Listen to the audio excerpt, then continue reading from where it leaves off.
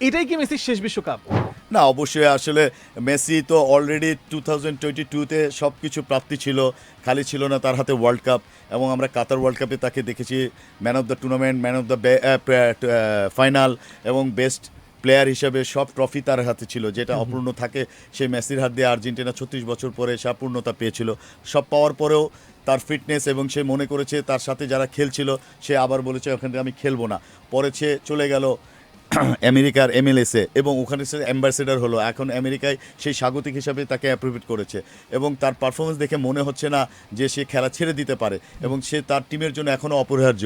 যেটা আমরা বড় রোনাল্ডো মানে ক্রিশ্চিয়ান রোনাল্ডোকে দেখে বলছি যে তাদের টিমমেটের জন্য ও এক লিগ এবং বাইরের খেলায় সে হায়েস্ট গোল করে 1000 গোলের টার্গেট নিয়েছে, 956 না 58টা গোল করে ফেলেছে অলরেডি। কিন্তু লাস্ট ম্যাচ দেখে মনে হয় না যে ওর টিমের সাথে সতীর্থদের সাথে ওর কম্বিনেশন হচ্ছে, যথার্থ কমিউনিকেশন গ্যাপ আছে, এই জিনিসে এই অপরিচিত নাই। কিন্তু মেসি যখন খেলছে মনে হচ্ছে টিমে অন্য প্লেয়ারের দিচ্ছে আরও বেশি ফিট এবং আরও বেশি কিছু দিতে পারবে।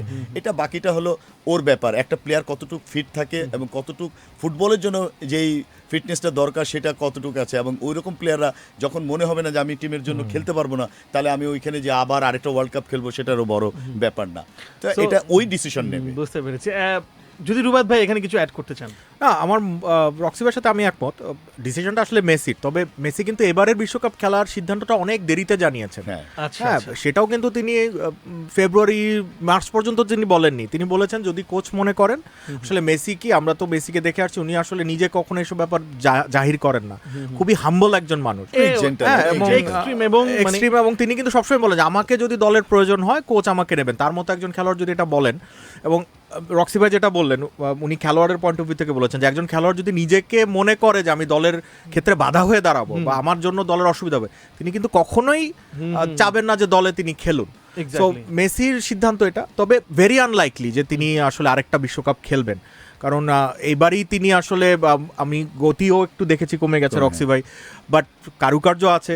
বাট এবার সবাই কিন্তু আর্জেন্টাইন দলে একটা সুবিধা দেখলাম যে প্রতিটা খেলার উপর ওই প্রেশারটা নাই, এনজয় করছেন, এনজয় করছেন এবং সবাই আসলে মানে পুরো দলের যে সিস্টেমটা এটা টোটালটাই আসলে মেসিকে ঘিরে সাজানো হয়েছে, এরকম একটা আমার কাছে যেটা মনে হয়। না, আসলে মেসিকে কেন্দ্রিক না, ফুটবল আসলে টোটাল ফুটবল গেম হলো টিম ওয়ার্ক। এখানে মেসি এমন ভাবে ওদের সাথে সাপোর্ট দেয় যে এখন মনে হয় না যে কেউ কারোর জন্য আটকে রয়েছে বা তার জন্যই খেলতে হয়। এখানে মাস্টার মাইন্ড আমরা স্কলানিকে টিমটা যেভাবে সাজায় এবং প্রতিদিনের যে ফরমেশন থাকে এক ফরমেশনে খেলে না, এবং ডিফেন্ডিং অ্যাটাকিং জোনে মেসি এই যে বললো যে আমরা যখনই একটু এজ হয়ে যায় সে তার অ্যাটাকিং খুব ভালো থাকে, আমি বলি যে তুমি উপরেই থাকো, ডিফেন্ডিং কম করো। ওর জন্য আমরা এমন একটা প্লেয়ার সেট করি যে সে তার ওই কাজটা করবে, এবং এটা ডিপল ওকে ছায়ার মতো সাপোর্ট দেয় এবং ডিফেন্ডিংটা করে দেয় এবং ওই অ্যাটাকিংটা সাপোর্টটা পায়। তো এটাই হলো টিম ওয়ার্ক। আর আমরা দেখেছি পর্তুগালে সেটার উল্টো,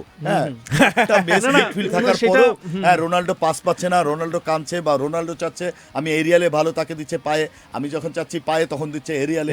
এই কমিউনিকেশন ভুলটার জন্য পর্তুগালকে কিন্তু এবার অনেক ভালো টিম হিসেবে নিয়ে আমরা কিন্তু রক্সি ভাই মিডফিল্ডটা বলেছিলাম যে বেস্ট মিডফিল্ড যারা চ্যাম্পিয়ন্স লিগে চ্যাম্পিয়ন হয়েছে তার মধ্যে দুজন প্লেয়ার খেলে, জন এভস এবং ভিটেনিয়া এবং জোনাভেস, এবং লেফট ব্যাকে হলো নুনো মেন্ডেস, তিনটা, আশরাফ হাকিমি সতীর্থ, নুনো মেন্ডেস। আর মাঝখানে আমরা দুটো মিডফিল্ড ধরি, মিডফিল্ডে ম্যানিউর হলো ব্রুনো ফার্নান্ডেজ এবং হলো ফার্নান্ডো সিলভা। তো এই যে টপ প্লেয়ারটির মিডফিল্ড নিয়ে দেখা যদি এই কম্বিনেশন না হয় তাহলে এটাকে তো একটা টিম ওয়ার্ক বলা চলে না, এটা হলো বড় ব্যাপার।